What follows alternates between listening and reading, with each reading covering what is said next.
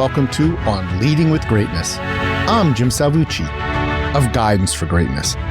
This week's installment, Beyond the Boss, How to Lead Like a Rockstar. What a spectacle. A 70-something-year-old white man commanding the stage as he bellows into a microphone. He holds this packed stadium in thrall to his every utterance. The crowd is in raptures. His crowd. They've heard all he has to say before, and they want to hear it all again. They cheer, they chant, and they yell his words back in sync to him. This is not some tawdry political rally, though, and the man on stage is no bumptious demagogue. He is Bruce Springsteen, the boss, performing at a recent concert I attended, and I can tell you that his reputation as a fantastic showman is solid. Now, I'm no die-hard Springsteen fan. Much of the set list was new to me. So, enjoyable as it was, I got to view the show from a different perspective than most.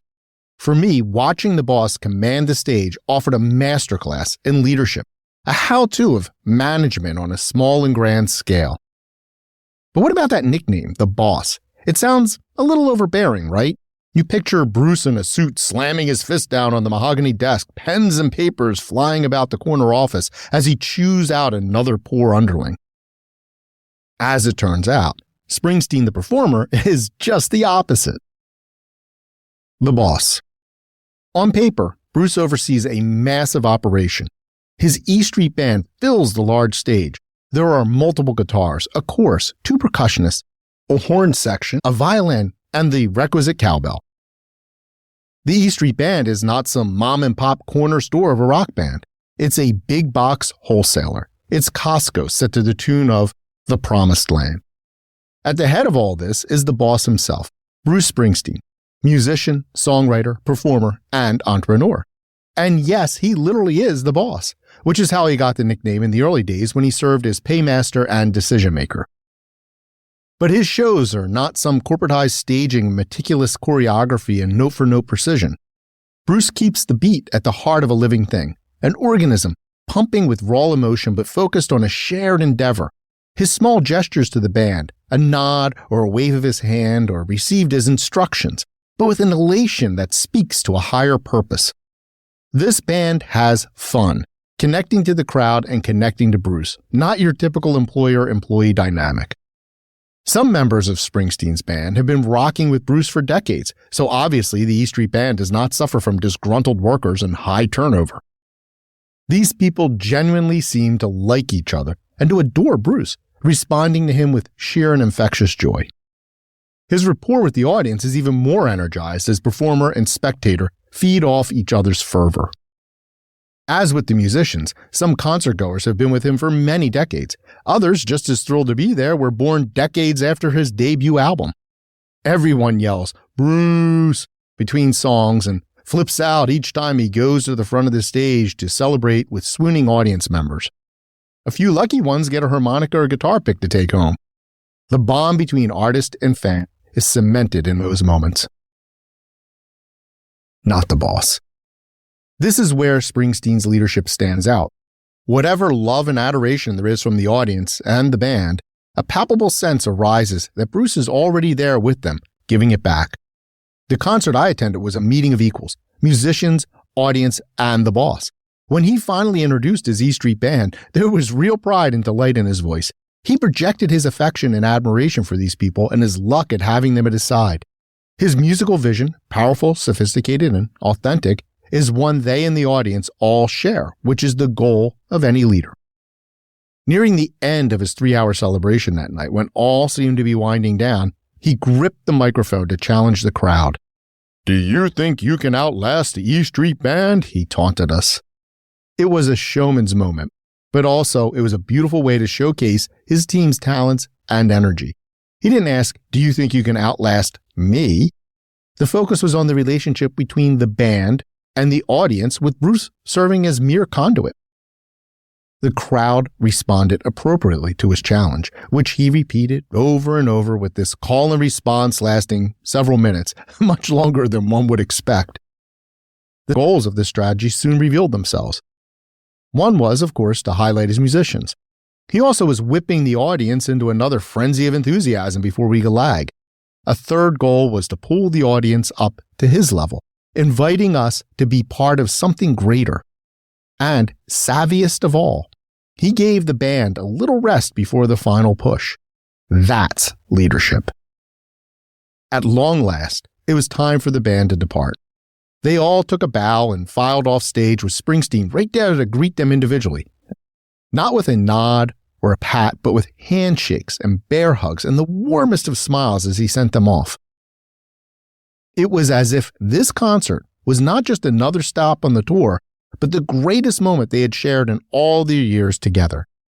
This was real camaraderie, the kind you could never fake. This wasn't a bunch of laborers clocking out after a long shift. It was more like a team that had just won the big game. Frankly, it was moving to witness. But there's more.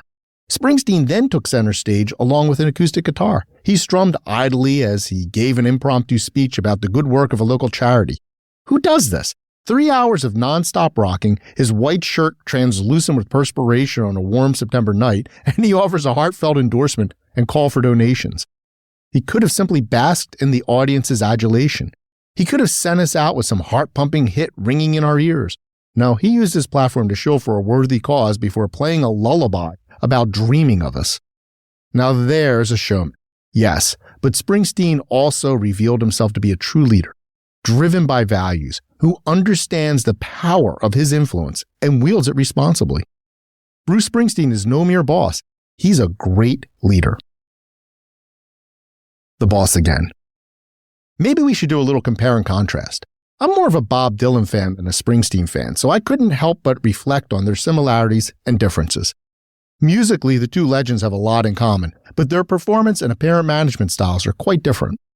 Dylan is an unmatched songwriter whose influence Springsteen is long acknowledged. On stage, though, he often comes across as aloof. His band introductions can be mumbled afterthoughts, although he sometimes shows his appreciation with smiles and nods. But there are performances when you can sense a real tension, as Dylan casts sharp looks at one or all of them. At those times, the musicians circle Dylan closely, hyper-focused on his every move, as though they're afraid of plunking the wrong chord or hitting the wrong tempo. To be sure, I'm being unfair to Dylan. He, too, works with longtime band members, including a bassist who's been with him since 1989. And his audiences adore him, but in a very different way from Springsteen's. Dylan also has a well-earned reputation for reclusiveness that probably has more to do with his core personality than the desire to cultivate an air of distance and mystique, but the effect is much the same. His approach to performance and his aesthetic is distinct from most rock musicians. He does not reach out to swoop up the audience so much as he sets a musical marker for them to aspire to. The feeling is totally different with Springsteen. Bruce regularly highlights individual musicians by calling them to the front of the stage to interact and solo. His affection and pride are apparent as they perform together. He might even give them a heartfelt squeeze around the shoulders when they're done. While Dylan challenges and urges the audience to reach his heights, Springsteen scoops the audience into one of those warm bear hugs and they embrace him back. Great leadership equals great performance. It all comes down to what it means to be the boss. In the traditional sense, it's fairly easy. Just throw your weight around, keep your distance, and snap people into place. What we see from Springsteen, though, is far more challenging. Instead of forging a world in which everything and everybody is about him, he creates a culture of collaboration where each individual, musician, concert goer, and even crew member is invested in the success of his artistic vision. That's true leadership. If you're not a rock star, what does all this mean? In any field, we can see the positive effect of being a leader rather than a mere boss. Leaders act like Springsteen. They roll up their sleeves and get to work with their people, celebrating team successes and learning from failure. Everyone knows their part in the mission and plays it with exuberance. Bruce transcends that old moniker, the boss. He's not the pay and taskmaster. He's the opposite, the stuff that holds his venture together. To attend a Springsteen concert is to see great leadership unfold in real time. In our world, one that glorifies cutthroats as they climb to the top, Springsteen reminds us that true leaders raise others up alongside them. He's a great performer because he's a great leader. Think about that. Sure, it takes more effort and smart. But Bruce and his E Street Band sure seem to be having a ball. And if thousands of people whipped into a 3-hour frenzy of music, enthusiasm, and, yes, joy is any indicator, it's a whole lot more powerful too. How conscious are you of the distinction between boss and leader? What do you do to assure you're serving as a leader rather than a mere boss?